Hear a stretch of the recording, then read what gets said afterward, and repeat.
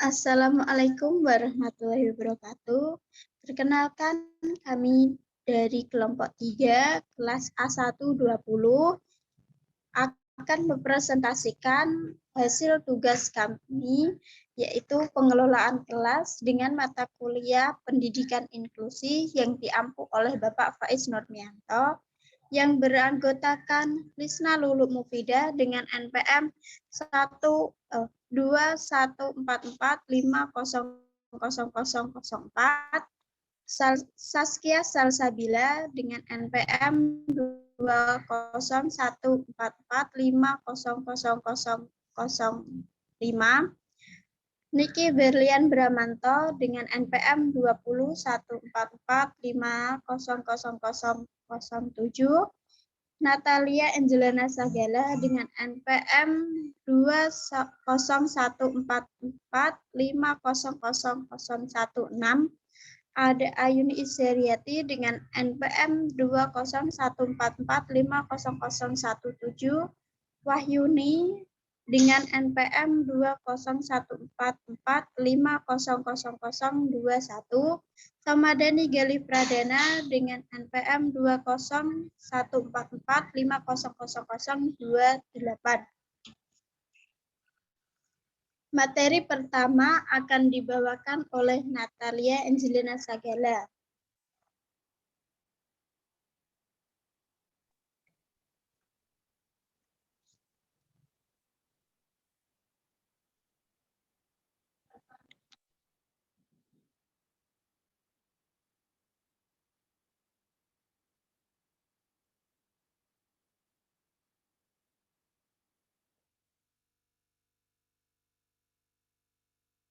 Pengertian. Menurut Sudarsana 2017, pengertian pengelolaan kelas adalah keterampilan guru untuk menciptakan dan memelihara kondisi belajar yang optimal dan mengembalikannya bila terjadi gangguan dalam proses belajar mengajar. Dengan kata lain, pengelolaan kelas ialah kegiatan-kegiatan untuk menciptakan dan mempertahankan kondisi yang optimal bagi terjadinya proses belajar mengajar. Yang termasuk ke dalam ini misalnya penghentian tingkah laku anak didik yang menyelewengkan perhatian kelas, pemberian hadiah bagi ketepatan waktu penyelesaian tugas oleh anak didik, atau penetapan norma kelompok dan produktif. Selanjutnya akan dijelaskan oleh Wahyuni. Model pengelolaan kelas. 1. Kelas reguler penuh. Anak berkebutuhan khusus belajar bersama anak non berkebutuhan khusus sepanjang hari di kelas reguler dengan menggunakan kurikulum yang sama. Pengertian model ini menyertakan peserta didik berkebutuhan khusus untuk menerima pembelajaran individual dalam kelas reguler. Model kelas reguler atau inklusi penuh yaitu ABK yang tidak mengalami gangguan intelektual signifikan dapat mengikuti pembelajaran di kelas biasa. Model pembelajaran ini dilaksanakan dengan cara mengumpulkan atau mencampurkan peserta didik ABK dengan peserta didik normal lainnya. Dalam keadaan kesenjangan di antara mereka tidak terlalu jauh, mereka dapat mengikuti secara baik proses pembelajaran dalam kelas inklusi. Dalam kelas seperti ini tidak didapatkan perlakuan atau layanan khusus, tetapi semua peserta didik diperlakukan sama. Selanjutnya akan dibacakan oleh Natalia Angelina Sagala. 2. Kelas reguler dengan kluster. Anak berkebutuhan khusus belajar bersama anak non berkebutuhan khusus di kelas reguler. Dalam kelompok khusus, bentuk layanan model kelas reguler dengan kluster adalah anak berkebutuhan khusus belajar bersama anak lain atau bersama dengan anak normal di kelas reguler dengan kelompok khusus. Model kluster yaitu anak berkebutuhan khusus dikelompokkan tersendiri. Dalam pembelajaran model ini, semua peserta didik tanpa terkecuali belajar bersama-sama. Walaupun bagi anak berkebutuhan khusus perlu didampingi seorang pendamping agar ABK dapat menerima pembelajaran sebagaimana layaknya anak normal.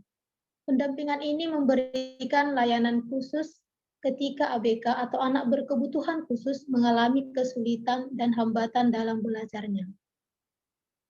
Slide selanjutnya akan dijelaskan oleh Saskia.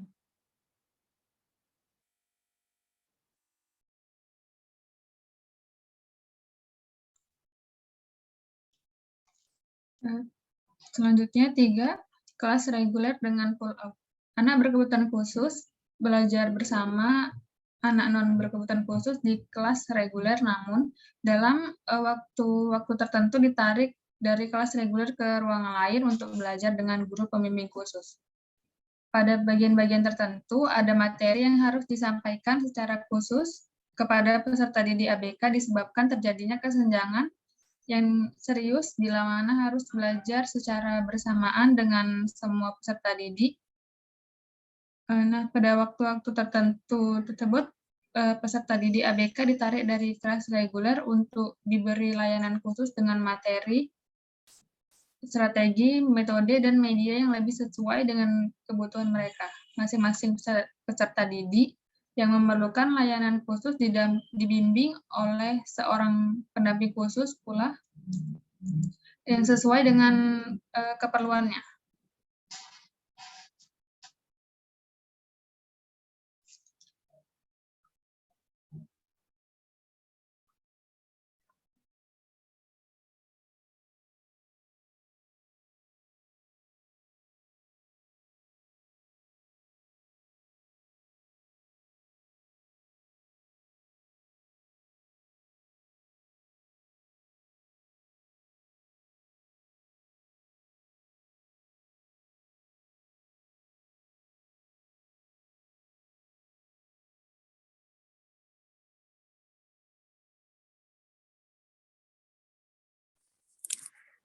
Yang keempat, kelas reguler, cluster, dan pull-up. Anak berkebutuhan khusus belajar bersama anak non berkebutuhan khusus di kelas reguler dalam kelompok khusus, dan dalam waktu-waktu tertentu ditarik dari kelas reguler ke ruang lain untuk belajar dengan guru pembimbing khusus.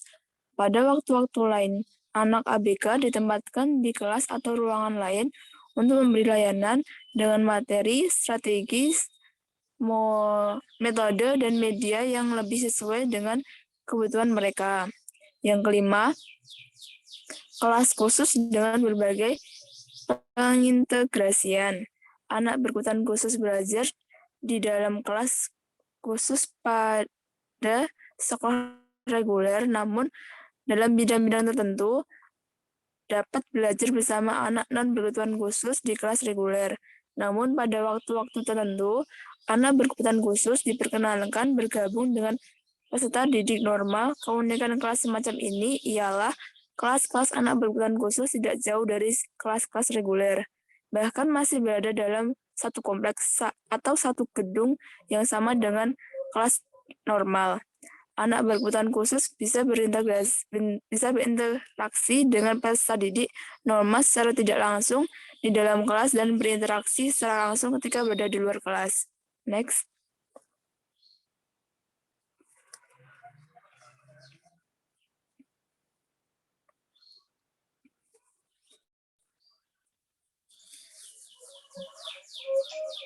Selanjutnya, kelas khusus penuh. Kelas khusus penuh adalah kelas yang dirancang khusus, biasanya untuk menempatkan 10 atau 20 anak berkesulitan belajar dalam satu kelas. Anak berkebutuhan khusus belajar di dalam kelas khusus pada sekolah reguler.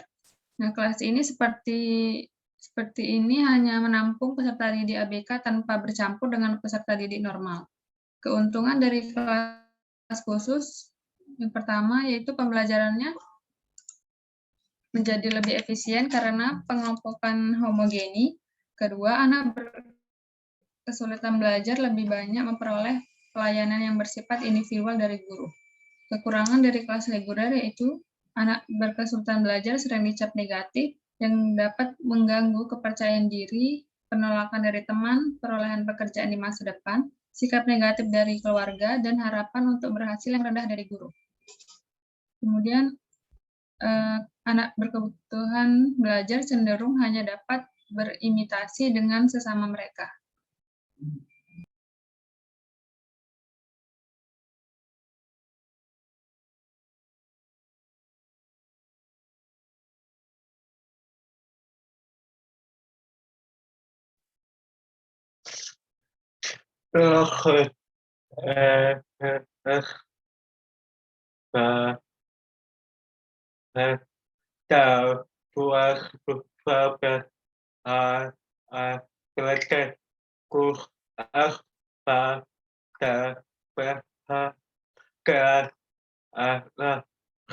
kebutuhan khusus berdasarkan pernyataan atau perkataan proses perkataan proses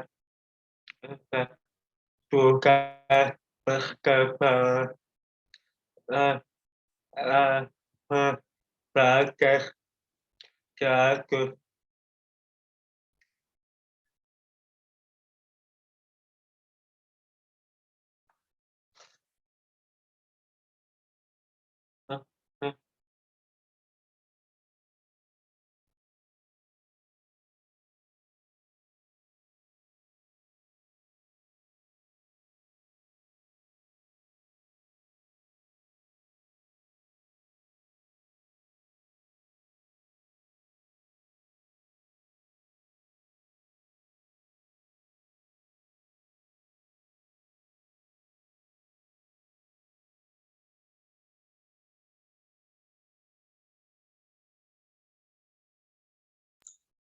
Selanjutnya, petunjuk umum bagi guru untuk melakukan pengelolaan kelas anak berkebutuhan khusus di sekolah segregasi, sekolah integrasi, dan atau di sekolah inklusif sebagai berikut. Yang pertama, guru hendaknya mampu melakukan manajemen, terutama manajemen operasional, manajemen lini, dan manajemen kelas. 2. Guru hendaknya mampu melakukan peran kepemimpinan. Guru di kelas sebagai pemimpin bagi siswanya, sehingga harus mampu menggerakkan siswanya untuk menjaga dan menciptakan kondisi yang kondusif demi terlaksananya pembelajaran yang optimal. 3. Guru dalam melaksanakan pengelolaan kelas hendaknya mampu melaksanakan tugas sesuai dengan kompetensinya, baik kompetensi pedagogi, kompetensi kepribadian, kompetensi profesional, dan kompetensi sosial. 4. Hendaknya guru dalam melaksanakan tugasnya dilandasi atas panggilan hati nurani, ilmu pengetahuan dan teknologi, serta seni yang bertumpu pada pengabdian dan sikap kepribadian yang mulia. 5. Dalam usaha penciptaan situasi dan kondisi kelas yang kondusif sebagai prasyarat pembelajaran yang optimal, guru hendaknya mengutamakan dan memperhatikan kemampuan siswa sehingga terhindar dari rasa keterpaksaan dan ketidaksabaran. 6. Untuk pengelolaan kelas yang aman dan menyenangkan, hendaknya guru menciptakan kondisi sosio-emosional yang harmonis dan iklim kelas yang harmonis.